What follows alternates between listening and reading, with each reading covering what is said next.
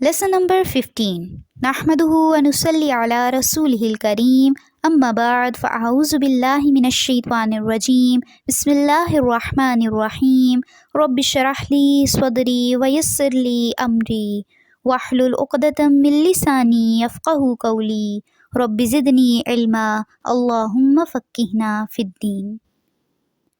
السلام علیکم ورحمۃ اللہ وبرکاتہ. Dear students, کیسے ہیں آپ سب؟ امید ہے آپ سب خیر و عافیت سے ہوں گے. آج ہم انشاءاللہ سورہ کہف آیت نمبر 105 کرنے جا رہے ہیں، اور بس اللہ تعالیٰ سے یہی دعا ہے ہماری کہ ہم جو پڑھ رہے ہیں یہ ہمیں یاد رکھنے کی توفیق دیں اور ہمیں اس پر عمل پیرا ہونے کی توفیق دیں. آمین. شروع کرتے ہیں ہم اپنا آج کا لیسن. اعوذ باللہ من الشیطان الرجیم بسم اللہ الرحمن الرحیم اولئک الذین کفروا بآیات ربہم أولئك الذين كفروا بآيات ربهم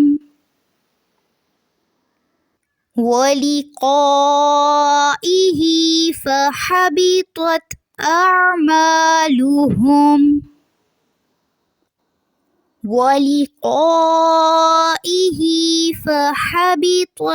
أعمالهم.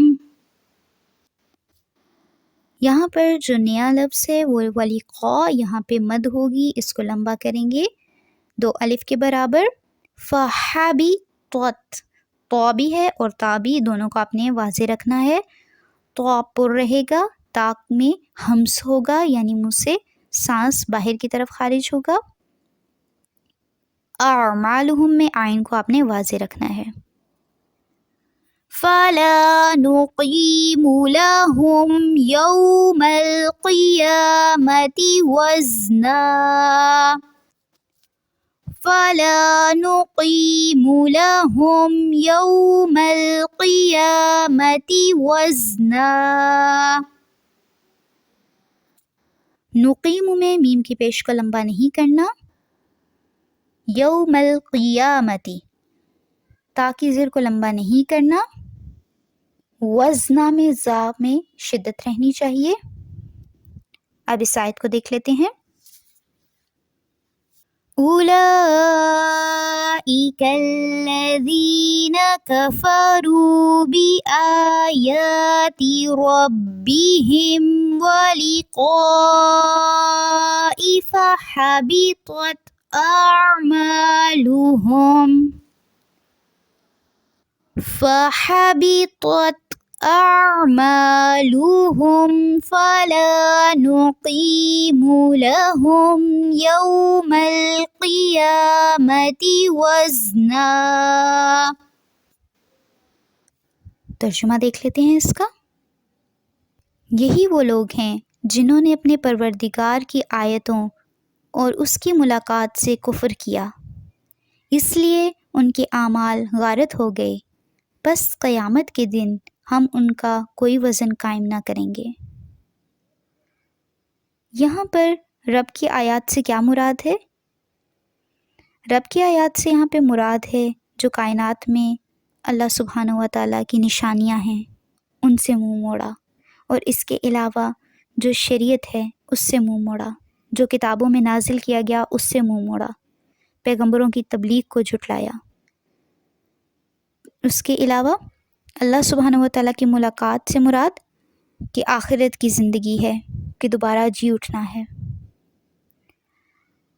یعنی کچھ لوگ ایسے ہیں کہ جو اللہ سبحانہ و تعالیٰ کی نشانیوں کو جھٹلا دیتے ہیں، پیغمبروں کی باتوں کو جھٹلا دیتے ہیں، کتابوں میں جو نازل ہوا اس کو جھٹلا دیتے ہیں، اس کے ساتھ ساتھ وہ دوبارہ جی اٹھنے کو جھٹلا دیتے ہیں. تو اعمال غارت ہونے کی سب سے بڑی وجہ یہی ہوتی ہے. آج ہم بھی تو بہت سے احکامات کو جھٹلا دیتے ہیں کہ اللہ تعالیٰ کا یہ حکم نہیں ہے، کہاں لکھا ہے؟ ہمارا سب سے پہلا سوال یہ ہوتا ہے کہاں لکھا ہے، اور لکھا ہوا دکھا بھی دیا جائے تو پھر مانتے ہی نہیں۔ پھر اس کے بعد کہا گیا قیامت کے دن ہم ان کا کوئی وزن قائم نہ کریں گے، یعنی ان لوگوں کے جو بھی اعمال ہوں گے، چاہے وہ نیکیاں ہوں برائیاں ہوں، اللہ تعالیٰ ان کو اس کے بدلے میں کچھ بھی عطا نہیں کریں گے۔ ایسا شخص جو اللہ تعالیٰ کی شریعت کو جھٹلاتا ہے، جو اللہ تعالیٰ کو جھٹلاتا ہے، اللہ کی نشانیوں کو جھٹلاتا ہے، چاہے پھر وہ نیکی کے جتنے بھی کام کرے، اس کا اجر اسے دنیا میں ہی مل جاتا ہے۔ وہ آتا ہے نا ایک اور آیت میں وَمَا لَهُمْ فِي الْآخِرَةِ مِنْ خَلَاقٍ، اور ان کے لیے آخرت میں اس کا کوئی حصہ نہیں ہے، کچھ بھی نہیں ہے۔ تو اللہ تعالیٰ سے دعا ہے کہ ہماری نیک اعمال اللہ کی مرضی کے مطابق ہوں اور ان کا اجر ہمیں آخرت میں ملے، اللہ کی رضا ملے ہمیں۔ آج کے لیے اتنا کافی ہے۔ سبحانک اللہم و بحمدک نشہد ان لا الہ الا انت نستغفرک و نتوب الیک۔ السلام علیکم ورحمۃ اللہ وبرکاتہ۔